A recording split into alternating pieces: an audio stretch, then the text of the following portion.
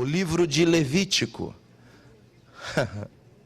Levítico é um livro complexo, porque o livro do Levítico é um emaranhado de códigos e de senhas espirituais. Por isso, eu creio que um dos motivos primordiais é que Levítico não seja tão lido, tão requerido por ser complexo. Mas também existe a questão de alguns pregadores dizer que a lei está abolida, que a lei não vale mais, né? Talvez você já ouviu isso também.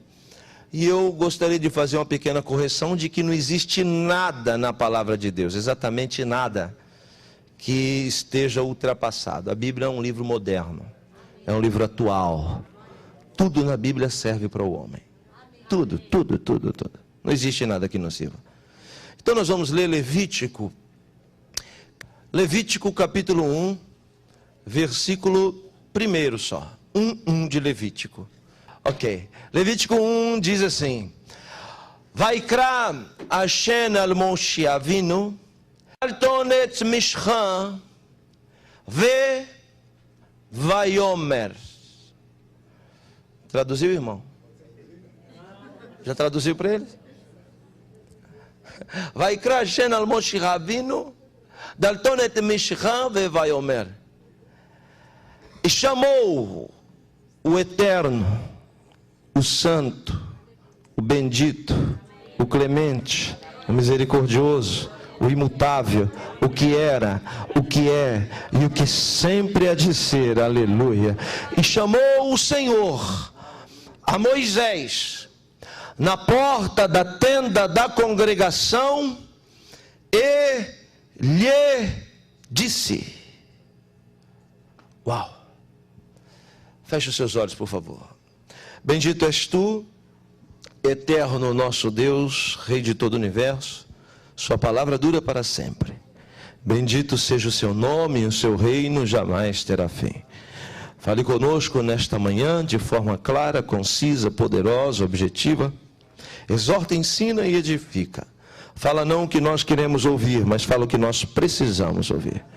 Que ninguém saia daqui disperso, da mesma forma que entrou, mas que saímos daqui diferentes, melhores. Por isso, abre o nosso coração para entender o que o Senhor tem a nos dizer. Em nome de Yeshua, o nosso Mashiach, para a sua honra e para a sua glória. Amém. Amém. Olhe para mim, por favor.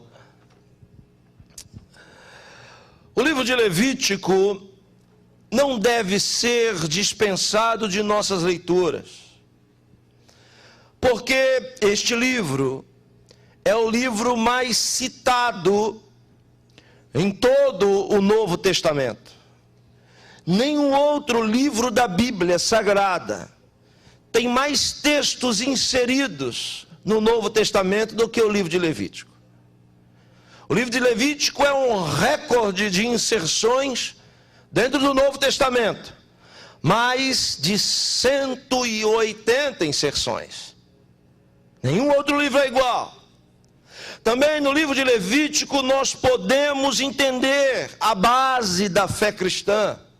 Palavras-chave para o cristianismo existir estão citadas mais no livro de Levítico do que em qualquer outro livro. Palavras, por exemplo, como sacrifício. Sacrifício é uma palavra extremamente importante para cristãos. Muito bem, a palavra sacrifício aparece no livro de Levítico 89 vezes. Outra palavra muito importante para cristãos, a palavra sangue. Sangue não aparece em nenhum outro livro da Bíblia mais do que no livro de Levítico, mais de 90 vezes. A palavra sacrifício, a palavra sangue, são palavras extremamente importantes para a fé cristã. Em nenhum outro livro aparece mais do que no de Levítico. O livro de Levítico é o livro mais citado, mais falado por Jesus de Nazaré. Mais de 70 vezes no Novo Testamento, só Jesus cita o livro de Levítico. O livro de Levítico é o complexo, é o códice, é o conjunto de senhas de todo o caminhar entre a criatura e o Criador. O livro de Levítico é o livro relacionado às leis sacerdotais, por isso o nome Levítico, porque originalmente o seu nome é Vaikra. Vaikra quer dizer chamou, porque é a primeira palavra do livro. Assim como Êxodo não se chama Êxodo, se chama Shemot. Shemot quer dizer nomes. Assim como Gênesis não se chama Gênesis originalmente, mas se chama Bereshit. Bereshit quer dizer no princípio. Assim como Deuteronômio não se chama Deuteronômio, mas se chama Devarim. Devarim quer dizer palavras, porque a primeira frase do texto do Deuteronômio são estas as palavras de Moisés, servo do Deus Altíssimo. O livro de Levítico é a parte mais complexa da lei. A lei que algumas pessoas pensam que são 10. Os mandamentos que as pessoas imaginam que são apenas 10. Mas que não são 10. São 613. Exatamente o número de ossos e nervos que compõem o corpo humano. E como pode alguém conseguir assimilar, entender, guardar, seguir, respeitar 613 mandamentos? O maior rabino que este mundo já viu, você sabe de quem eu estou falando? Jesus de Nazaré. Resumiu 613 mandamentos. Ele conseguiu sintetizar 613 instruções em 2. As instruções de dentro e as instruções de fora. Você nunca ouviu isso que eu estou dizendo, não é? As instruções de dentro e as instruções de fora. As instruções de fora, ele usa um versículo do Levítico. As instruções de fora, ele diz assim: ama. Isso é difícil. Isso é um grande desafio. Isso é great challenge. É um grande desafio. Ama. Ama o teu próximo como a ti mesmo. Ele resume centenas de mandamentos em um grande desafio. Ama o teu próximo como a ti mesmo. Esses são os mandamentos de fora. Os mandamentos de fora, quando Deus dá a Israel, Deus dá esses mandamentos para que o povo aprenda a se respeitar, a viver melhor. São mandamentos com princípios. Por exemplo, um princípio que eu vou citar 2 princípios dos mandamentos de fora, porque não é isso que eu quero falar, eu quero falar dos mandamentos de dentro. Mas só para a gente entender um pouco, nós vamos falar assim: os mandamentos de fora são sintetizados por Jesus em um mandamento. E esse mandamento tem princípios que compõem toda a estrutura de regras e de leis. Eu vou citar 2 princípios. O primeiro princípio, o princípio da mistura. Desde a antiguidade, não é coisa do apóstolo Paulo, como os cristãos costumam citar, mas é coisa de Deus. Há 3.500 anos, Deus sempre condenou toda e qualquer tipo de mistura. Mistura é traduzido também por sincretismo. Sincretismo é mistura. Isso quer dizer que não se pode misturar algumas coisas segundo a palavra de Deus. Não se pode misturar animais de espécies diferentes. Não se pode misturar sementes diferentes. Esse princípio é um princípio tremendamente muito forte, que pode mudar a história da nossa vida. Um simples princípio de não misturar. Veja, Deus sempre disse para não misturar, as pessoas não se misturar casando-se com pagãos. O jugo desigual, o casamento misto, é condenado por Deus desde os primórdios. Se alguém diz assim: pastor, eu vou casar, e ele é evangélico, aí ela diz: não, mas eu vou ganhar ele para Jesus. Aí o pastor deve dizer assim: então ganha primeiro, depois casa. Quando Deus diz para não misturar semente, ele diz assim: se alguém tem uma propriedade, uma terra, aí você pega e vai plantar aqui, uma semente de milho e logo em seguida uma de feijão. De milho, de feijão. De milho, de feijão. De milho, de feijão. Qual problema tem em você ter uma terra e plantar, ter uma plantação de milho e feijão? Nenhuma. O problema está em você plantar junto. Milho, feijão. Milho, feijão. Milho, feijão. Se você fizer isso, você vai comprovar que as duas raízes embaixo da terra vão se misturar. Haverá uma mutação genética na semente. E sabe o que vai acontecer? Não vai nascer nem milho, nem feijão. Nem milho, nem feijão. Nem milho e nem feijão.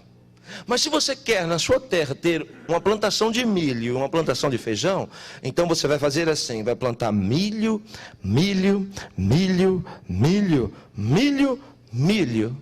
Terminou a plantação de milho, Deus orientando, faz uma vala da profundidade do seu joelho, cava uma vala, e do outro lado da vala você vem e planta feijão, feijão, feijão, feijão, feijão e feijão. Aleluia. O que vai acontecer é que Deus é orgulhoso e Ele está querendo que você seja também. O que Deus está querendo dizer é que as suas coisas devem estar cada uma nos seus devidos lugares. Então para de deixar cueca lá na gaveta da sua esposa.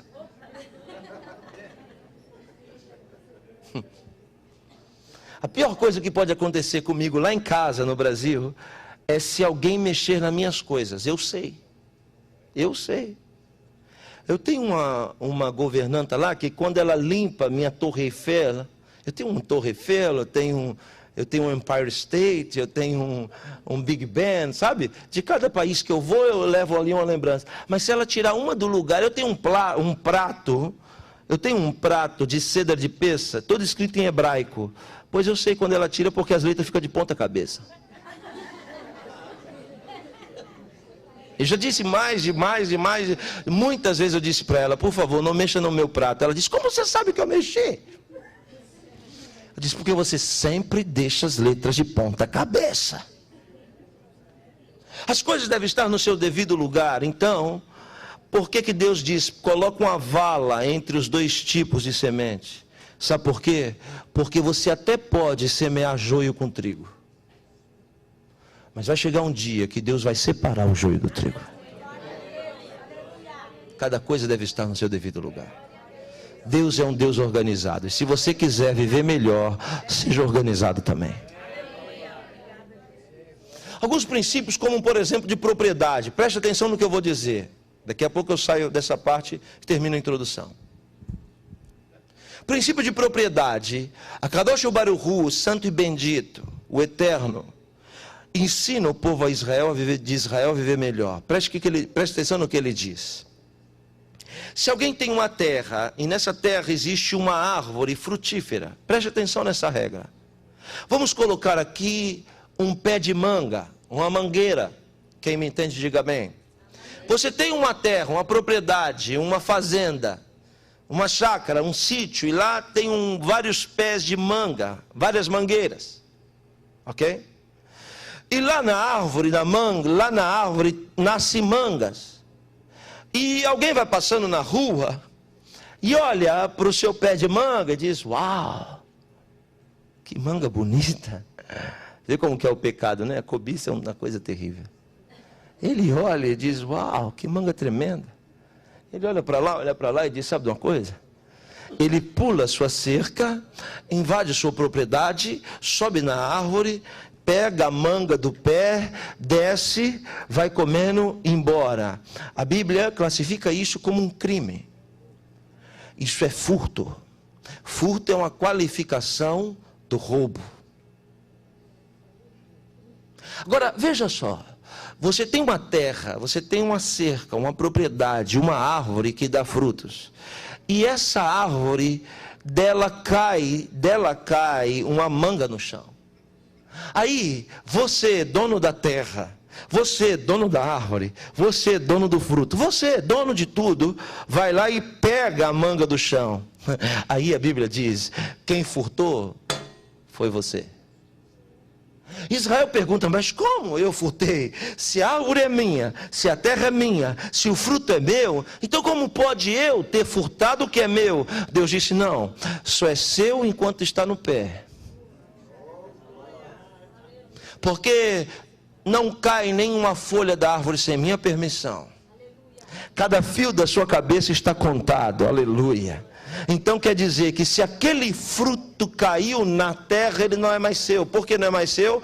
Porque a ação divina fez ele cair por causa da oração do peregrino, da viúva e do órfão. Em algum lugar perto daquela propriedade, alguém clamou por Deus por socorro, porque estava com fome. E Deus que sustenta as aves do céu, aleluia, eu sinto a presença dele aqui. Deus que veste o lírio dos campos, uau, aleluia. Deus que cuida dos seus e atende o clamor do necessitado. Está me ouvindo o que eu estou dizendo? Esse Deus que não falha, ele fez o fruto cair para ser uma resposta da oração do necessitado. Então aquele fruto que caiu não é mais seu. Você entende o que eu vou dizer? Recebe o que eu vou dizer agora dentro do teu espírito. Tudo, exatamente tudo, o que você perdeu nessa vida é porque não era seu. Porque o que é seu, você nunca vai perder. Sinto que isso é uma resposta de Deus. Para outras pessoas aqui, eu tenho algo a dizer. O teu Senhor é Deus clemente e misericordioso. E Ele está mandando eu lhe dizer agora, que Ele vai nesta semana responder a sua oração. Ele está lhe dizendo, eu já fiz a manga cair da árvore. Continua marchando, continua andando, não vai faltar muito tempo para você se encontrar com a providência e com a resposta que eu já tenho preparado para você. Você vai tropeçar nessa manga onde estão as pessoas que acreditam. Por favor, levante a sua mão e diga um glória a Deus, exaltando o nome do Senhor.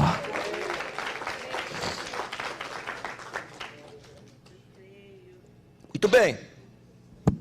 Eu falei dos princípios de fora. E foi fora mesmo, que em cima de uma montanha Deus disse para Moisés, Moisés, anota aí, eu vou te passar as instruções para você fazer uma casa para mim. Uma casa onde eu vou habitar no meio do meu povo. Moisés, em cima da montanha, chamada Sinai, escreve como deve ser feita essa casa. E ainda fora, sem dar os princípios de dentro, como a casa deveria funcionar. Então Moisés constrói o Mishkan, o tabernáculo, a casa para Deus. Só que Moisés constrói a casa, mas não sabe como ela funciona. Aí, Deus chama Moisés na porta da casa para dizer para ele como é que a casa funciona. Por isso, o segundo princípio, ou melhor, o segundo mandamento sintetizado por Jesus, são os mandamentos de dentro. E sabe qual que é o mandamento de dentro? O mandamento de dentro é: ama o Senhor teu Deus de todo o teu coração, de todo o teu entendimento, de todas as tuas forças, com todas as suas posses e sobre todas as coisas. Sabe o que isso quer dizer? Isso quer dizer que ninguém aprende a amar a Deus lá fora. Se alguém quiser aprender a amar a Deus, tem que ser aqui dentro. Ninguém aprende a amar a Deus fora da sua casa. Não existe, eu vou ficar em casa assistindo culto pela internet, vou amar a Deus. Você não vai aprender a amar a Deus fora da casa dele. É que eu sou filho de crente, eu sou neto de crente. Mas nem todos que são filhos de crente são crentes. Salvação individual. Se você é filho de crente, glória a Deus, sua mãe vai para o céu. E você? Quer aprender a amar a Deus? Tem que estar dentro da casa de Deus. Agora, os mandamentos de dentro só aprende quem entra.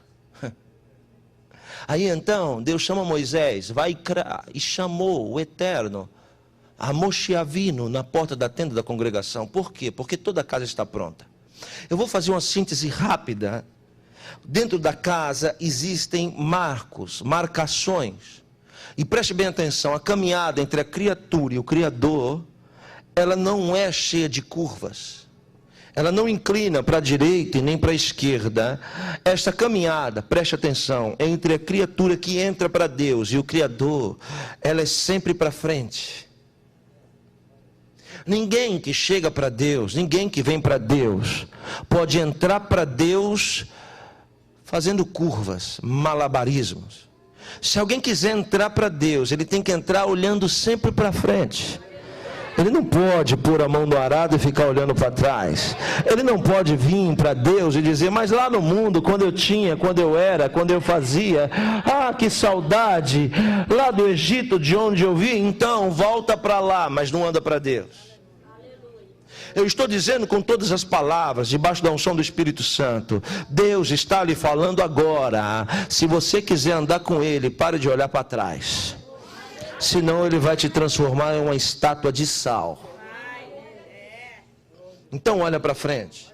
Se alguém quer andar com Deus, olha para frente. Quem olha para trás, você sabe, quando eu digo olhar para trás, estou me referindo ao passado. Eu estou falando de crentes que em vez de ficar olhando para as propostas que Deus tem para ele fica olhando para o passado, para quem fez, para quem deixou de fazer, para quem falou, para quem deixou de falar.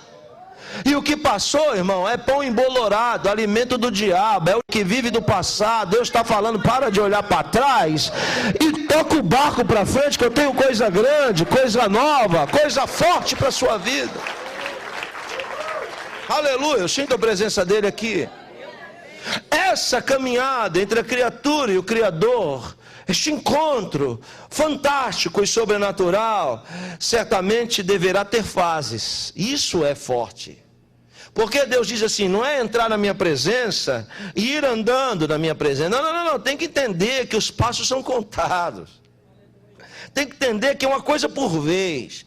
Que o maior mistério da vida humana são as fases. Ser humano, ele existe através de fase. Você não nasceu do tamanho que é. Nem nasceu falando. Nem com esse monte de dente. Graças a Deus, nem com essa cabeça, essa barriga desse tamanho. Mas a vida vai nos ensinando a andar, a falar, a entender e até a ouvir. A vida nos ensina, são as fases da vida. E se alguém quer andar para Deus, tem que aprender que essa caminhada entre você e Deus, ela tem fases.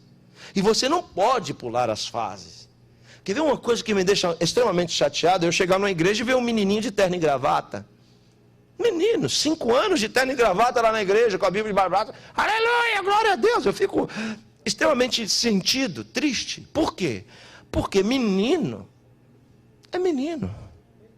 Menino tem que usar bermuda, tem que jogar bola, tem que correr para lá, tem que correr para cá. Agora o pai quer que o menino seja adulto. Então quando ele for adulto, ele vai agir como menino. Vai ser irresponsável. Fase é fase. Ministério tem fase. Você acha que o Yosef de hoje é o mesmo que começou 8 anos atrás? É nada, ninguém podia me ver que já queria kick my asses. Era assim. Hoje não. Hoje eu chego, as pessoas, congratulations. Diz, oh, thank you. Mas não é assim. Mas as fases são as fases. Então se alguém quer andar para Deus, aprende uma coisa. Ninguém anda para Deus do seu jeito. Você tem que andar do jeito de Deus. E do jeito de Deus tem fase. Por isso Deus diz, faz um altar em cada fase. Então quando ele vai andando para Deus, o Berdão, ele tem que parar em cada fase.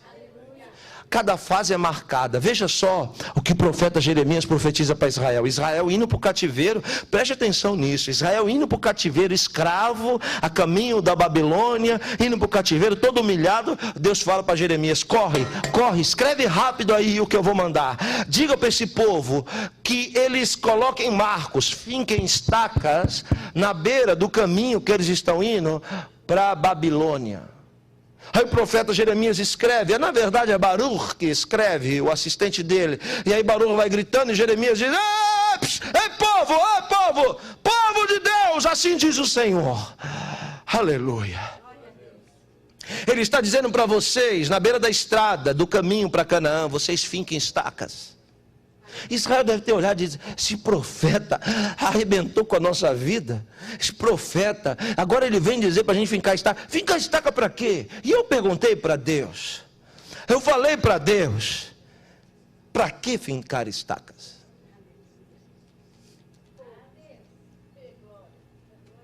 Deus me disse assim: Yosef, eu quero que você vá numa mata fechada, virgem, que nunca ninguém entrou. Eu quero que você entre lá no topo dela.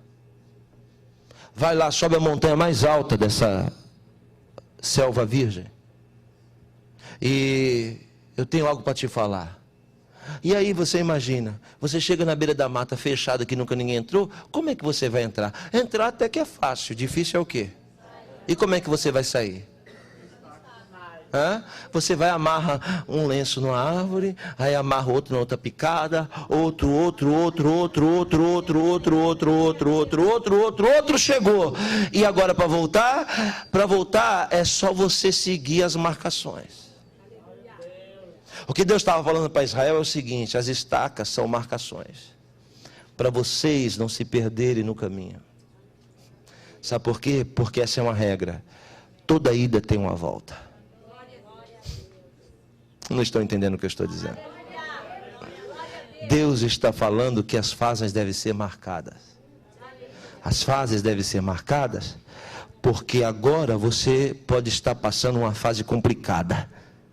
Mas quando você voltar e passar por aquela marcação, você vai se lembrar do que Deus fez na sua vida. Ele teve poder para fazer você ir, tem poder para fazer você voltar. Não só para marcar, mas para fazer você se lembrar. Por quê? Porque Deus não esquece. Existem músicas que dizem: e Deus marcou na sua agenda lá no céu. Irmão, agenda é para quem se esquece. Deus não se esquece. Quem se esquece é o homem. Então Deus não tem agenda. Na verdade, Deus quer que o homem se lembre do que ele fez em cada fase de sua vida. Veja, rapidamente você pense na sua caminhada de fé. Cada vez que você passa por um marco, você se lembra: puxa vida, como Deus é bom, porque até aqui eu era uma coisa e agora eu sou outra. Foi aqui nessa fase da minha vida que Deus fez aquele milagre, que Deus abriu aquela porta, que Deus realizou aquele problema. Você entende o que eu estou dizendo? A fase vai fazer você se lembrar dos feitos de Deus na sua vida. Todos os altares estavam prontos. E para que Deus chamou Moisés? Porque faltava um altar. E foi o único que o grande Moisés iria construir. E a mensagem começa agora. Deus disse: o altar principal, quem vai fazer é você. Preste atenção no que eu vou falar, por favor. Deus não está falando para um leigo. Deus não está falando para um inexperiente. Deus não está falando para qualquer um. Deus está falando para um homem de 80 anos. Um homem vivido, e não é um homem qualquer. Nós estamos falando de um homem que estava na linha de sucessão do maior país do planeta. Nós estamos falando de um homem que era extremamente, grife essa palavra, extremamente culto e preparado. Eu não estou dizendo que Moisés era culto, não, e nem só preparado. Eu estou dizendo extremamente culto e extremamente preparado. Entre línguas, idiomas e dialetos, Moisés falava 70.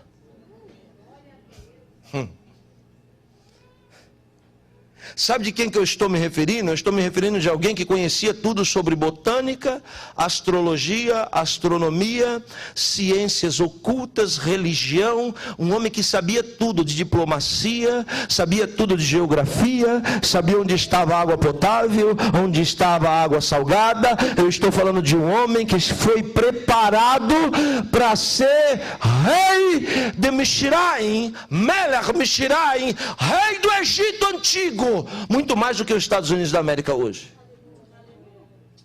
É para esse homem que Deus está se dirigindo a palavra. Deus está dizendo para ele: eu quero que você me faça um altar. Um altar vai ter que ser das suas mãos. Meu Deus.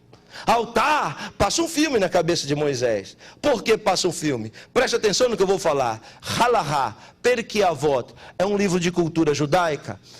reconhecido pelos judeus do mundo inteiro, que explica algumas coisas que a Bíblia deixa vaga. E preste atenção no que a Halahá, no Perkei Avot, diz. Ela diz que quando Moisés tinha 16 anos, Moisés já havia pintado os olhos esticados, como dos deuses do Egito.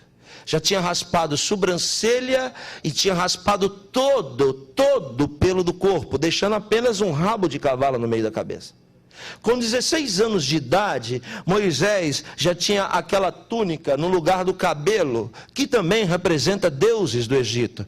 Já vestia o colar que ia de um ombro ao outro, feita de pedras preciosas. Era asas abertas da deusa Ísis, aqui no pescoço. Já usava o saiote da vida eterna e tinha nos seus pés, com 16 anos, aleluia, a sandália feita de crocodilo do Nilo, e em cima da sandália um brasão grande do Deus máximo, da divindade máxima do Egito, chamado Ra. Era o Deus Sol, estava aqui em cima da sandália dele, de crocodilo do Nilo. Já com 16 anos, Moisés usava os queixos faraônicos, e também com 16 anos, as chaves que abrem os portais da eternidade. 16 anos. Com 16 anos, o príncipe do Egito já estava terminando o seu primeiro tratado. Tratado é o quê? É uma especialização em alguma coisa. E o primeiro tratado que Moshe Rabbeinu fez aos 16 anos de idade foi sobre religião. Ele estudou sobre todos os deuses da terra. Todos os deuses ele sabia. Ele sabia tudo sobre Astarote, Baal, Belial, sabia tudo sobre Ísis, sobre o Deus Ra, sobre todos os deuses do mundo. Todos os deuses ele sabia. Mas quando foi para terminar o tratado dele, ele precisava fazer uma especialização de um único Deus que ele não conhecia e só tinha ouvido falar. Ele precisava ver o altar do Deus dos Hebreus. Ele já tinha visto o altar de Baal, de Astarote, de Belial. Ele já tinha visto o altar de vários deuses. Quem quer que eu pare, diga amém. Não. Está atenta, né, irmã? Mas ele nunca tinha visto um altar do Deus dos Hebreus. Então, diz a tradição que o príncipe procurou o mordomo e disse: precisamos ver um altar do Deus dos Hebreus. E o mordomo diz: os hebreus são escravos em Mexiraim. E então vamos à casa de um hebreu. E montou na carruagem real e foram para a casa de um hebreu. Chegou lá, era uma casa de pau a pique. Sabe o que é pau a pique? Barro com bambu e palha. Quando a maior autoridade do país entra, quando o príncipe Williams entra na casa daquela mulher, ela se treme toda. E ele diz: vim aqui porque preciso só ver como é o altar do Deus dos Hebreus, para mim conseguir terminar o tratado que eu tenho sobre os deuses do mundo. E a mulher hebreia olhou para ele, segundo a tradição, e disse: uma forma do Deus dos Hebreus? Deus dos Hebreus não tem forma. Deus dos Hebreus é invisível, mas é real. Isso é uma revolução na mente politeísta. Para alguém acostumado a ver Deus de pau, de bronze, de ferro, de ouro, de vários tamanhos, de várias estaturas, alguém chegar e dizer: o meu Deus não se apalpa, o meu Deus ninguém pode ver, só se pode sentir. Isso é uma revolução. Ele deve pensar e dizer: essa mulher ficou louca, ela ficou louca, que Deus é esse que não tem altar? Aí então a mulher disse: existe um altar do meu Deus, mas está nas terras de Canaã, na cidade de Macpela. É lá que está o altar, o único que eu saiba que existe para o meu Deus. O príncipe olha para o mordomo e diz: quantos quilômetros? 800, vamos lá. Colocou a mulher na carruagem e foi. Ele precisa terminar o tratado para que as pessoas entendam que ele é uma divindade, que ele conhece de deuses. E segundo a tradição, ele foi com aquela comitiva até a cidade de Macpela. Quando chegou na cidade de Macpela, a mulher desceu da carruagem correndo e se prostrou, acredite, diante de um túmulo. E chorava demais diante daquele túmulo. E se pranteava demais, e se lamentava demais diante daquele túmulo. O príncipe se aproxima e diz: isso é um altar do Deus dos Hebreus? Que altar horrível! O altar do Deus dos Hebreus é um túmulo. Afinal de contas, escrava, é o Deus dos Hebreus que está sepultado nesse túmulo. Aí a mulher se levanta e diz: não, aqui está sepultado o homem que apresentou para os hebreus o Deus dos Hebreus. Aqui está sepultado Abraão, aqui está sepultado Isaac, aqui está sepultado Sará, Rivca, aqui estão sepultados uma parte dos patriarcas. O Deus que eu estou lhe dizendo, príncipe, é o Deus deste homem, é o Deus de Abraão. Sabe que a tradição diz que Moisés arrastou a mulher pelos cabelos e disse: tu é maldita, maldito seja o Deus desse tal de Abraão. Que esse Deus de Abraão saiu blasfemando do Deus de Abraão, 16 anos de idade. Só que ele não sabia que aquele túmulo de pedra era um marco na vida dele. E foi naquele dia que Deus decidiu pegar Moisés. 64 anos depois. 64 anos depois. Moisés já não tinha mais a cabeleira dos deuses, mas são cabelos grisalhos e brancos. Moisés já não tinha mais o queixo, mas uma barba que vem até a cintura. A sua veste não tem mais nenhum ouro, está vestido com um linho grosso e pesado marcado pelo deserto, e nem pintura mais tem, senão marcas profundas na pele pela sua idade. Moisés não tem mais as chaves que abrem os portais da eternidade, mas um cajado, uma vara simples de pastor de ovelhas. A única coisa que insiste é a sandália que está no seu pé, de alligator, de Nilo River, e tem o Deus Ra em cima desenhado. É a única coisa que ele possui da época que era príncipe. O Deus de Abraão acende uma fogueira em cima da montanha, e Moisés vai ver aquela fogueira, e quando ele vai ver que ele se aproxima lá do fogo, Deus diz: eu sou o Deus daquele homem que há 64 anos atrás você blasfemou. Eu sou o Deus que não me se esquece dos encontros.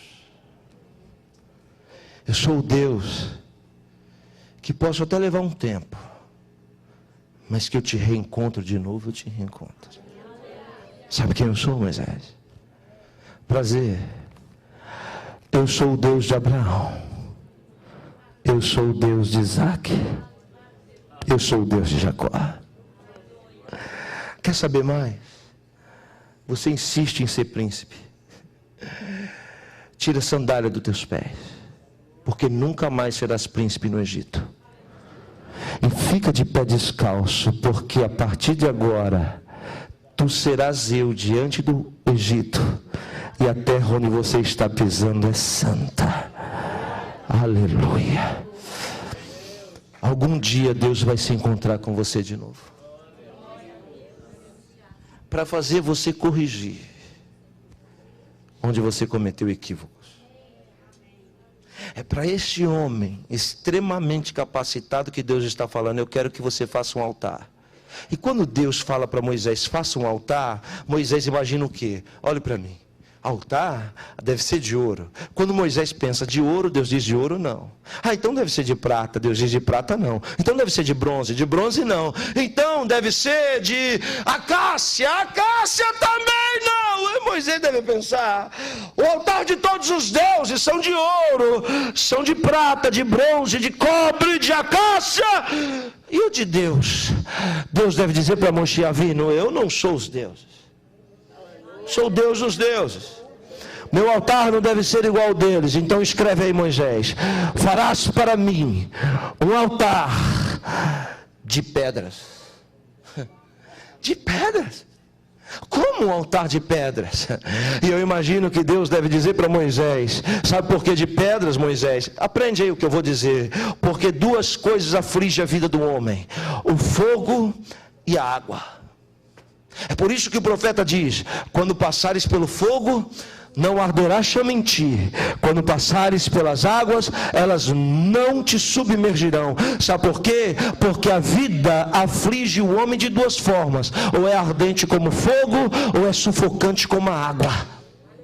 Prova só pode ser fogo e água. Aí Deus diz: como eu sou Deus que sei que sempre haverá fogo e água na vida do homem, não faz para mim altar de ouro, porque de ouro ele pode brilhar, pode ser bonito, pode ser suntuoso, mas quando vir um fogo, ele derrete. Se for de prata, se for de bronze, de cobre, ele nunca vai resistir o ouro. E se for de acácia, todo ornamentado, cheio de detalhe, cheio de brilho, cheio de ornamento, Deus disse: se vir água, ela apodrece. Então, faz altar de pedra, porque eu não estou preocupado com brilho,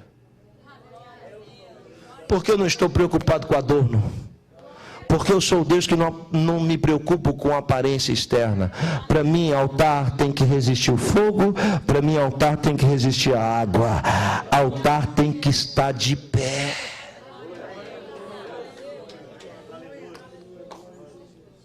De pedra. Você entende o que eu estou falando? Quantas pessoas que brilham que você conhece que não resistiram ao fogo? Quantas pessoas glamorosas que não resistiram o sufocante borbulhar das águas? Você pode não brilhar tanto, pode não ter nem tanto adorno, mas veja quantos fogos você já passou, quantas águas você já resistiu. Sabe por quê? Porque você é de pedra. Altar que Deus quer é altar que resiste à prova. Poderia ouvir um glória a Deus, por favor? De pedra. De pedra. Nem é tão valorizado pedra. Mas quando Moisés pensa de pedra, uau, de pedra, logo ele remete à sua memória, remete à sua lembrança aos grandes altares erigidos em Mishiraim. Pedras de 14 toneladas, compostas uma em cima da outra, formam as pirâmides em meio a um areal que chega no joelho. Se você vai numa quina da pirâmide, não sei se alguém aqui já foi no Egito, você vai ver a perfeição do corte das pedras.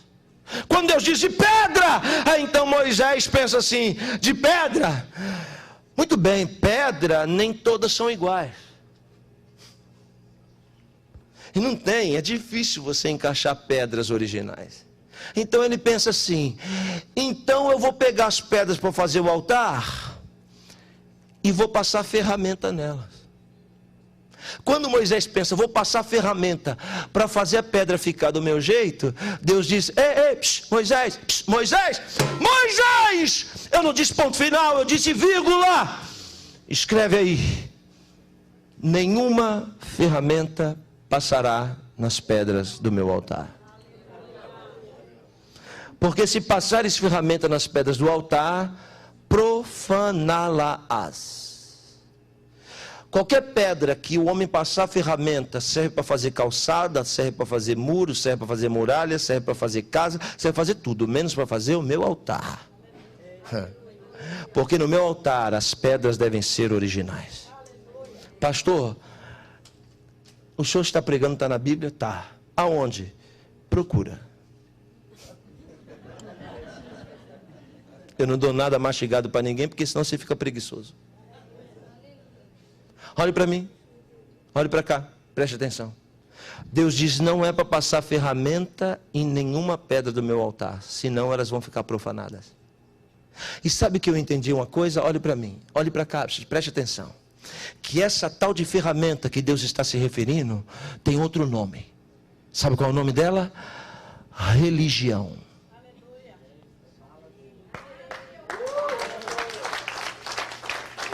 As pessoas confundem o evangelho com religião. Por isso que dentro das igrejas está cheio de religiosos. E a maior briga, a maior contenda, o maior confronto de Jesus foi justamente com religiosos. Por quê? Porque Jesus dá vida, mas a religião mata. Por quê? Porque Jesus absolve, mas a religião condena. Então você tem que tomar muito cuidado para deixar de ser um salvo para ser um religioso. Religioso usa ferramenta, sabe para quê? Para maquiar as pessoas, para mascarar as pessoas. E quantas pedras tortas nós temos por aí que são simplesmente maquiadas pela religião. Tem cara de pedra boa, mas é pedra profanada. Líderes, nós temos um grande desafio: ensinar as pessoas a serem salvas e não religiosas. E para as pessoas serem religiosas, você usa ferramentas. Você vira para elas e diz: tem que ser o cabelo assim, tem que ser o sapato assim, não pode raspar o sovaco, não pode assistir televisão, não pode. Isso daí é falsidade, isso daí é ferramenta que profana a pedra. Deus diz: a pedra tem que ser como ela é. Ou seja, se você tem fraquezas, não tente disfarçar. Chega para Deus e diz: Deus, eu tenho muitas fraquezas, ou o Senhor me ajuda, eu vou continuar torta como essa pedra torta. O que Deus está falando é assim: você tem que vir para o meu altar reconhecendo quem você é, da maneira que você é, com as suas fraquezas. Nunca tente chegar para o meu altar usando máscara, porque você engana as pessoas, mas eu engano a mim.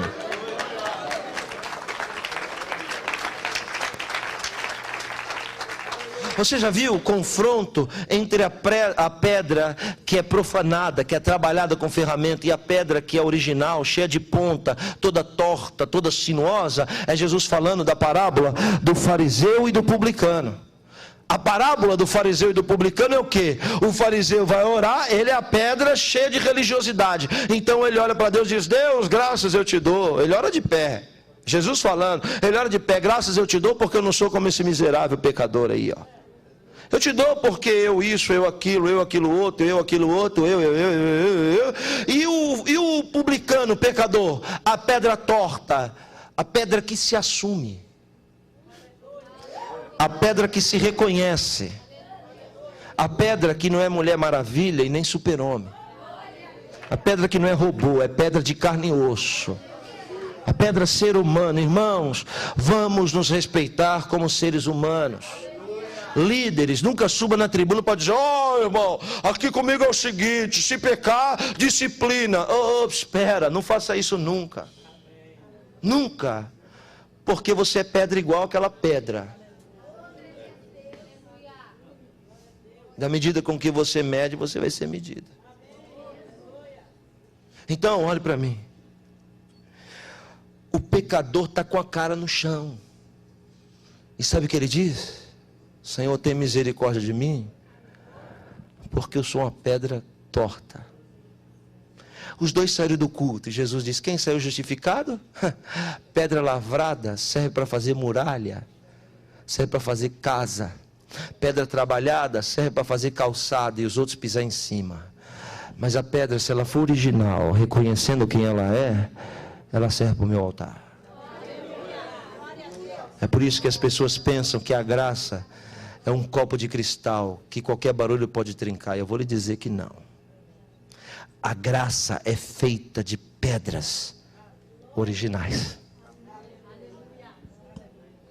Aí Moisés deve pensar assim, olhe para mim, Moisés deve pensar assim: mas tudo bem, mas eu vou pegar uma pedra, ela é redonda, outra é pontiaguda, outra é quadrada, outra é... Como é que eu vou encaixar essas pedras? E Deus deve dizer para Moisés: Moisés, homem nenhum sabe juntar pedra, homem só sabe espalhar. Então pega as pedras que eu vou te ensinar como a junta. Você está entendendo o que eu estou dizendo? Levanta então as duas mãos se você está entendendo. As duas mãos para o céu e recebe o que eu vou falar agora, porque o Espírito Santo está mandando eu falar para você. Tudo o que está espalhado na sua vida, diz o Senhor dos Exércitos, Ele vai ajuntar de novo. Recebe o que eu vou falar. Tudo que está fora do lugar na sua vida, Deus vai colocar no lugar de novo. E o que você pensava que nunca ia se encaixar, você vai ver, você não consegue encaixar. mas Deus consegue. Moisés vai pegando uma pedra aqui, outra ali, outra ali, outra lá, outra lá, outra lá. Quando viu, o altar estava de pé, em espiral, redondo, 12 camadas. Ele vai em espiral, girando em 12 camadas, em 12 camadas. Quando ele termina, o altar tem 2,88 metros de altura. 2,88. Aí Deus, eu vou correr agora. Aí Deus diz assim: que bom, Moisés, ficou legal, gostei. Você viu como deu certo? Você pensou que não dava certo, mas você viu que deu certo? Se você seguir as minhas instruções, você vai ver que dá certo. Você olha e pensa: não vai dar certo, mas eu estou lhe dizendo, tenta que vai dar certo. Só o irmão está recebendo. Existem coisas que você olha e diz: não vai dar certo. É essas aí que Deus faz dar certo. Quando o altar fica com 2,88, Moisés pensa: muito bem, agora como é que eu vou subir nesse altar? O que você faria? Olhe para mim. O que você faria para subir um altar de 2,88 metros? Construiria o quê? Pode falar alto, por favor. Stay, é isso? É isso? Acertei. Ok. Construiria o quê? Uma? 1, 2, 3, todos juntos? Uma? Moisés pensou a mesma coisa: eu vou fazer uma escada para subir nesse altar. Quando ele pensou, vou fazer uma escada, Deus disse: espera aí, eu não acabei a instrução. Escada não. Por que não? Porque basicamente escada serve para duas coisas. Não é só para subir e descer, não. Escada serve para duas coisas. Primeiro, ela divide a inclinação. A inclinação é essa. Ela divide a inclinação em partes iguais. De modo que o primeiro papel da escada é aliviar o esforço da subida. Então a escada facilita a sua subida e você não precisa se esforçar tanto. Segundo papel da escada é que ela não só alivia o esforço da sua subida, mas ela te dá condição de você subir com o corpo ereto, com o pescoço duro, com o nariz empinado, cheio de orgulho. Tudo bem, irmão? Como vai? Paz, tudo bem? E Deus diz: escada não, sabe por quê? Porque o homem tem que aprender duas coisas: que para ele subir para mim não é tão fácil quanto ele pensa, que não pode haver facilidade para ter nível espiritual comigo, então não faz escada. E segundo, o homem tem que aprender que para subir para mim, ele não pode subir de nariz empinado e de pescoço duro. Então como eu vou subir, Deus? Deus diz: você vai fazer uma rampa. Uau, uma rampa de pedra. Deus disse: não, é vírgula, uma rampa de barro. Aí Moisés vai obedecendo. Ele pega barro e vai jogando no pé do altar. Vai jogando no pé do altar e todo mundo de braço cruzado olhando, dizendo: Moisés ficou doido, por que não faz uma escada? E Moisés vai jogando barro, jogando barro no pé do altar, jogando barro. Mas o barro tem duas características primordiais. A primeira característica do barro: todo barro originalmente tem muito volume. E segundo, o barro originalmente é fofo. Ele vai jogando barro e vai ficando aquele barreiro total. Ele vai tentar subir, ele bota o pé e entra até a metade da perna no barro. Ele coça a cabeça e diz: Deus, como eu vou fazer uma rampa com esse barro desse jeito? Não dá para fazer. Deus diz: não dá para você, Moisés. Do seu jeito não dá, Moisés. Está entendendo, né, Moisés? Você coloca o pé e afunda, Moisés, é porque você está tentando do seu jeito. Então acata minhas instruções, que do meu jeito dá certo. Moisés disse: mas como, Senhor, se o barro tem muito volume e é fofo? Deus disse para Moisés: Moisés, homem nenhum entende de barro. Quem entende de barro sou eu. Homem nenhum entende de homem. Quem entende de ser humano é Deus. Aí Deus diz assim: todo barro, se você fizer o que eu vou mandar você fazer, vai acontecer um fenômeno. Quer ver? Bate no barro. Quando Moisés começa a socar o barro, o fenômeno acontece. O que acontece? O volume diminui e o barro fica firme. Você entendeu o que eu disse? Não entendeu? Porque essa é uma resposta de Deus para a sua vida. De vez em quando Deus tem que dar umas batidinhas em você. Sabe por quê? Porque todo crente inchado, orgulhoso, também é frouxo.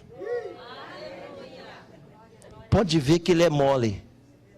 Ele é muito inchado, e quanto mais inchado ele é, mais frouxo na fé ele é também. Aí quando Deus vê que ele é mole, Deus diz, então vou dar umas batidinhas nele para ver se ele firma. Aí ele vai desaparecendo, ele vai desaparecendo, ele vai desaparecendo, ele vai desaparecendo, e quanto mais ele desaparece, mais firme ele fica na presença de Deus. Alguém está entendendo o que eu estou pregando, por favor? Então, a rampa não pode ser assim, mas tem que ser íngreme, não pode ser comprida, tem que ser quase vertical. E depois que Moisés faz a rampa, Deus diz, ela é lisa, né, Moisés? Então tá bom, veja como as coisas mudaram. Tenta subir como se fosse uma escada. Moisés deve ter dado os 3 passos para trás e deve ter vindo correndo. Blup, blup, blup, até a metade escorrega, volta de novo para o zero. Peraí, é crente teimoso. Ele vai correndo, blup, blup, blup, até a metade, volta para o zero. Ele pode tentar do jeito que for. Ele até começa bem. Mas quando chega uma certa fase da vida, você pode reparar, ele volta para o zero de novo. Sabe por quê? Porque para Deus ninguém sobe de pé. Nem de narizinho empinado. Não pode ter pressa. Aí Deus diz, eu vou te ensinar como é que sobe na minha presença. Moisés, se você quiser subir na minha presença, você dobra o seu joelho. Bota o joelho e vai de joelho, Moisés. Vai demorar mais, mas eu te garanto que você vai chegar. Não pode ter pressa. Não pode ter pressa. É mais demorado, mas nunca você volta para o zero de novo. E outra coisa, se quiser ser mais seguro, Moisés, quanto mais perto o seu rosto tiver do pó da rampa, mais seguro vai ser a tua subida. Moisés vai assim, ó. Quando ele sobe no cume do altar, Deus disse para ele, muito bem, vamos agora para as outras instruções. Do lado esquerdo do altar, você vai no fundo dele e cava no meio das pedras um buraco. Moisés cavou um buraco. Aí Deus diz, coloca fogo dentro do buraco. E daí vem a célebre frase que está inserida no livro de Levítico. E o fogo arderá continuamente sobre o altar. E nunca, jamais se apagará. Veja o que eu vou lhe ensinar a partir de agora. É toda a estrutura da sua fé, da sua vida. Preste atenção. Parece que o que eu falei não é interessante. Vai ver agora. Do lado esquerdo, fogo. Por que que isso daqui não é um salão de eventos? Por que que isso aqui é um templo? Eu lhe pergunto, por que que isso aqui não é uma garagem de carro? Por que que isso aqui não é escritório? Por que que isso aqui não é qualquer outro tipo de imóvel? Por que que você diz que isso aqui é um templo, é a casa de Deus? Por quê? Sabe por quê? Isso daqui só é um templo porque aqui dentro existe um altar. Se não fosse o altar, isso daqui poderia ser qualquer outra coisa, menos um templo. Então você bate no seu peito e diga, eu sou. Diga mais forte, eu sou. Mais forte, por favor, eu sou templo do Espírito Santo. Por que que você não é um corpo? Por que que você não é uma matéria? Por que que você não é um organismo? Por que que você é um templo? Você é um templo porque dentro de você existe um altar. Bate do lado esquerdo e diga, eu tenho. No esquerdo, diga, eu tenho um altar dentro de mim. O altar é o lugar onde o fogo se manifesta. De que lado ele está? Eu não ouvi. De que lado ele está? Eu não ouvi. De que lado ele está? Esquerdo. Então você vê Jesus falando com aqueles homens a caminho de Emaús.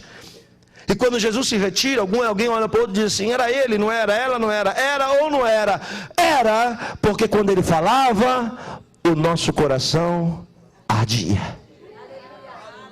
Por isso que o fogo arderá continuamente sobre o altar e nunca deve se apagar. Quantos me entendem, diga glória a Deus.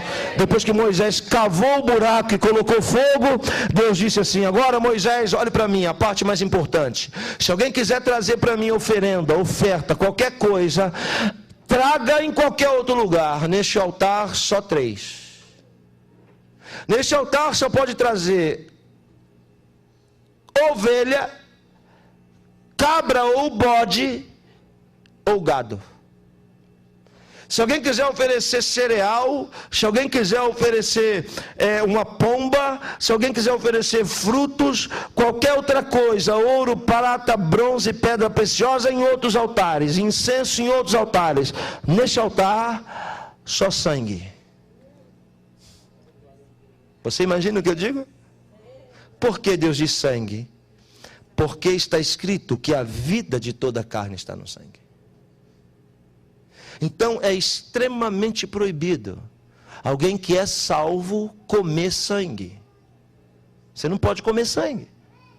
Se você vai comer uma carne, o limite dela é, se o sangue escorrer da carne e pingar, não pode. Você pode comer mal passada, úmida, mas não pode comer o sangue. Por quê? Porque a vida do animal é o sangue, ele está morto, mas o sangue é a vida. Da mesma forma que é abominação alguém comer sangue, também é abominação alguém ter relação sexual com a mulher em fluxo de sangue. Não é pecado não, eu estou dizendo que existem 3 coisas que aborrecem a Deus: pecado, transgressão e abominação.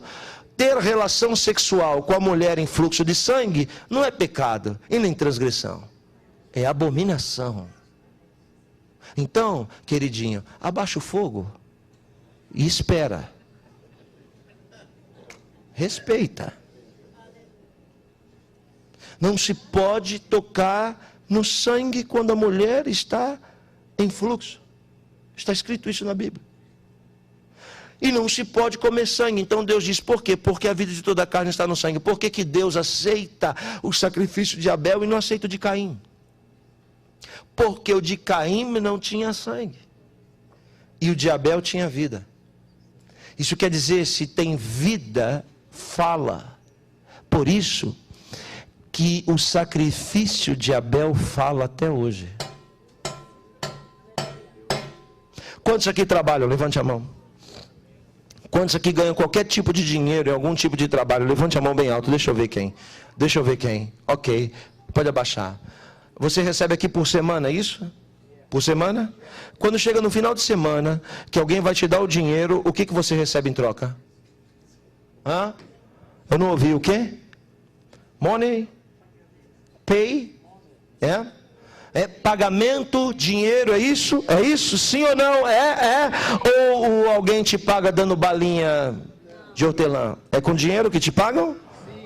Ou alguém te paga dizendo parabéns, muito obrigado, é assim que te pagam? Ou te dão dólares? Quem recebe dólares aqui? Levante a mão. Então quando você recebe no final de semana aquele dinheiro, você pensa que é dinheiro, mas não é dinheiro. É a sua vida. É o seu sangue. É o sangue que você desgastou aquela semana da sua vida. E a pessoa vem e transforma a sua vida em dinheiro e te dá. Você entende o que eu estou falando? Por isso que Deus diz assim: todo aquele que crê em mim tem que me dar 10% da sua vida no meu altar. Por quê? Porque quando alguém clama a Deus, preste atenção, quando alguém ora a Deus, o que Deus faz? Deus procura o sangue dela no altar. Aí, eu acredito não, eu tenho certeza que Deus não responde a oração de quem não é dizimista. Por quê? Porque ele começa a orar, aí Deus diz, está clamando a mim, deixa eu ver onde está o sangue. Deus procura e não tem sangue dele no altar.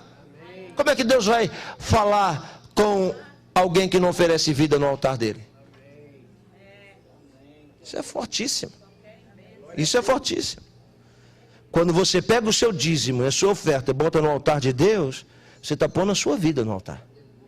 Aí Deus detecta a sua vida e diz: opa, eu posso responder porque tem vida. Eu não posso responder sacrifício morto. Eu só posso responder se tem vida. Suponhamos que o sacerdote vá matar uma cabra. Ele pega a cabra e vem trazendo de lá para cá. O altar está aqui, ele vem trazendo ela pelo chifre para sacrificar. Aí quando a cabra vê que ela vai morrer, irmão, ela faz um escândalo danado. Ela levanta poeira, ela berra, ela quer morder. Sabia que bode morde, né? Ela quer morder, quer dar chifrada e fica se batendo, e daqui a pouco ele vem arrastando o bode vem fazendo um escândalo. Pastor Cláudio, ele vem se fazendo, levantando a poeira danada. O sacerdote fica pensando: como é que eu vou subir de joelho essa rampa com esse bode fazendo escândalo? Ele sabe muito bem que tudo o que é dito embaixo do altar Deus escuta, mas o que é dito em cima do altar Deus ouve. É muito forte. Se ele traz o bode vivo aqui em cima, o bode berrando, mé, mé, mé, mé, você não entende o que o bode está falando, mas Deus sabe que ele está pedindo por clemência e por misericórdia para não morrer. Então o que ele fazia? Lá embaixo no pé da rampa tem um homem com a lâmina comprida chamada moer. Ele dobra o pescoço do animal, o moer vem aqui na jugular, procura a jugular e fura. Faz rápido e o animal desfalece, começa a jorrar sangue, mas ele ainda não é decapitado, ele ainda não é degolado, ele vai ser degolado lá em cima, o sangue já está pingando, mas ele desfalece. Aí ele junta no chifre, bota o joelho e vem com o animal, subindo a rampa de barro. Chega aqui em cima, ó. Aí ele degola totalmente, sapo. E gira o chifre, a cabeça do animal 7 vezes sentido horário, e sopa de sangue o altar. Ele bota a mão na cabeça e tudo que ele fala, tudo que ele pede para Deus fica preso em cima do altar. Fica preso ali, não vai para Deus. Porque o que vai para Deus não são palavras. Deus precisa cheirar as palavras. Depois que ele degolou o animal, é muito forte, ele vem e mete fogo. Quando ele mete fogo, a fumaça do sangue leva as palavras diante das narinas de Deus. Isso é muito forte. Só tinha um animal. Ouça o que eu vou lhe dizer. Só tinha um animal que não era furado embaixo. Era a ovelha. Sabe por quê? Porque a ovelha não levantava poeira, a ovelha não mordia, a ovelha não queria dar chifrada. A ovelha, quando ia morrer, ela era muda e só chorava. Você está entendendo? Eu estou dizendo que no mesmo altar que tem bode, também tem ovelha. Sabe o que eu estou lhe dizendo? Que aí dentro desse altar seu, aí dentro, existe um bode e uma ovelha. E que toda vez que você quer dar chifrada nos outros, que você quer morder as pessoas, toda vez que você quer ser mal educado e levantar poeira e ficar aqui, ó, falando demais, é porque você está matando a ovelha e deixando o bode vivo.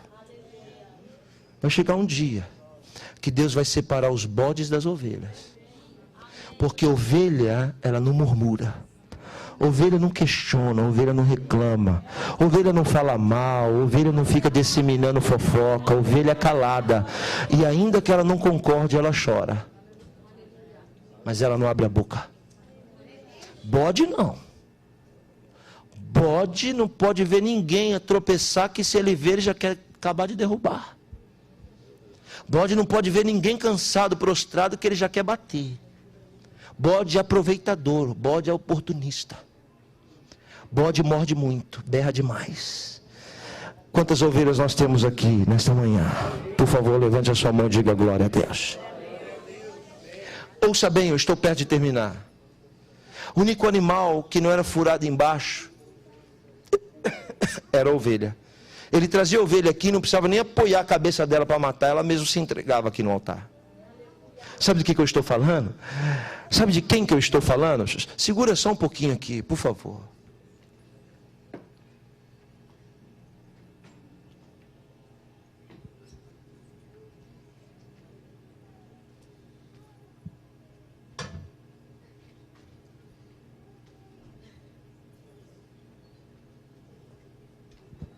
Vou esperar as crianças entrarem. A professora está trazendo as crianças.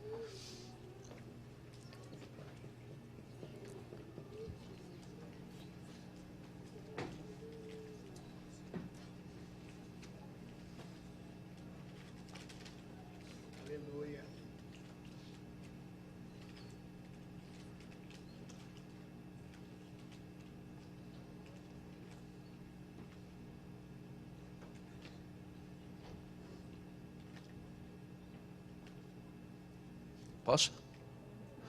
Ok.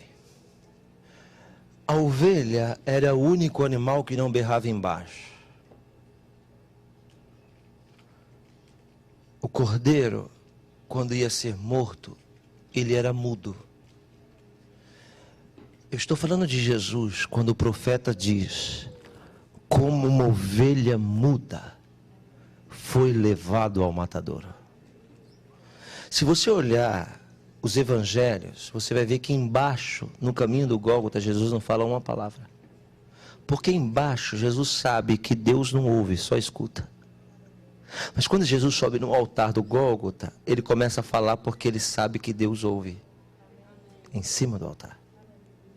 O sangue que foi derramado no caminho do Gólgota só serviu para sarar quem estava lá. Você não sabia disso. Quando está escrito, pelas suas pisaduras fomos sarados, quer dizer que quando Jesus, ensanguentado, ia ao caminho do Gólgota, muita gente enferma que estava ali junto, jogando pedra e cuspindo nele, eram curadas quando pisavam no sangue dele. Muitos milagres acontecem a caminho do Gólgota.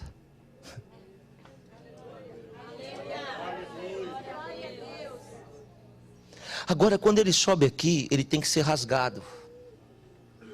Aqui o sangue escorre na madeira. Porque para Deus responder a oração, você faz um, Deus te dá um por um. Mas existem outras coisas que não são ordinárias, são extraordinárias, que são 1 por 7 e 7 por 70. Acho que eles não entenderam o que eu disse. 1 por 7 e 7 por 70. Jesus disse: se alguém te der um tapa, você deixa ele dar 7 vezes 7. Ou até 70. É mais ou menos assim, não é? Não é mais ou menos assim? Olhe bem para mim. Tudo que você fizer para um estrangeiro, para uma viúva e para um órfão, vale 7 vezes mais que uma pessoa comum. Entendeu o que eu disse? Tá bom. Se são 7 vezes mais que uma pessoa comum, tudo que é feito para o altar são 70 vezes. Então o que demoraria 70 dias vai demorar 1. O que demoraria 70 meses vai demorar 1. Tudo que demora 70 ele faz em 1 quando é no altar. Tudo que demora 7 ele faz em 1 quando se faz para um peregrino, para uma viúva ou para um órfão. Quem me entendeu, diga amém. Preste atenção no que eu vou dizer. Se alguém quer uma resposta urgente, uma vitória rápida, o que você deve fazer? Na mão esquerda, esquerda é justiça. Ok? Você na mão esquerda pega um sacrifício que tem o seu sangue. Pode abaixar. Um sacrifício que tem o seu sangue, a sua vida ali. Você não precisa falar nada para ninguém. Você não precisa comentar nada com ninguém. Você não precisa pedir autorização para ninguém. Você pega na mão esquerda e vem no altar. Bota aqui, ó. E quando você se prostrar diante do altar, tudo que você falar aqui com o teu sangue terá um poder 70 vezes maior do que se fosse lá fora. Isso é forte que eu estou ensinando. Depois que você falou, você deixa o seu sacrifício no altar. Eu deixo de ser salvo se Deus não te responder. Eu vou lhe contar uma experiência para terminar. Eu assisti no Brasil, num canal a cabo chamado Discovery Channel, a entrevista de uma judia que miraculosamente foi salva do extermínio nos campos de concentração de Auschwitz. Está me ouvindo? A gravação da entrevista é de 1992. Hoje existem muito poucas pessoas que sobreviveram a Auschwitz, ao sacrifício do Holocausto. Ouça aqui, preste atenção. Ela estava dizendo assim, e as pessoas não entendiam direito o que ela estava falando, pastor, mas eu sabia o que ela estava falando. Ela estava falando exatamente o que eu estou pregando aqui. A pessoa perguntou para ela assim: como a senhora conseguiu sobreviver ao extermínio do campo de concentração? Ela disse: eu não sei. A única coisa que eu sei, ó, ela vai falar em código agora, é que eu me lembro que estava no vagão de trem que não tinha janelas. Só as partes de cima do vagão é que tinha uma aberturazinha com a grade. E que o vagão viajava horas e horas, e nós famintos e com sede, ela falando e eu prestando atenção. De repente o vagão parava na estação, e a gente olhava para aqueles buracos, e de repente começava a cair água. Eram os alemães jogando água com mangueira, tirando as pessoas que estavam mortas ali de dentro, que morriam de fome, de sede, e jogando água para eles beberem. Então eles ficavam de boca aberta, as gotas de água caíam. Ótimo, só não tinha comida. Aí eles continuavam a viagem, viajando, e ela contando isso. Lá na frente o vagão parava de novo. Quando parava, eles esperavam olhando para o buraco. Daqui a pouco caíam muitas migalhas de pão. Pão embolorado, pão podre, pão duro. Eles amassavam na mão e jogavam assim, para eles comerem. E ela dizendo assim, ela está explicando por que ela foi salva. Preste atenção. Aleluia. Ela disse que numa daquelas caiu um pedaço grande de pão para ela. Ela era jovem. E ela abraçou aquele pedaço de pão, agarrou, e alguns brigavam para comer aquelas migalhas, ela agarrou aquele pedaço de pão, e ficou com ele na mão. Aí ela pensou assim, veja como isso é profundo. Se eu comer esse pedaço de pão, eu não vou resolver o meu problema. Isso tocou muito no meu coração. Porque às vezes a gente recebe algo que vem de cima, a gente pensa resolver o nosso problema, e aquilo não resolve o nosso problema se a gente usar de forma errada. Ela pensou, se eu morrer, se eu comer duas coisas, não vai matar a minha fome. Um pedaço de pão? Não vai resolver meu problema, eu vou morrer. Então eu tenho que reverter essa oportunidade em salvação. E ela se lembrou do que os pais dela ensinavam a ela nisso que eu estou pregando. Pegar um sacrifício na mão esquerda e entregar no altar. Só que onde tem altar dentro de um vagão cheio de judeus que vão morrer? Ora, quando você não encontrar um altar assim, procure um altar de cabelos brancos.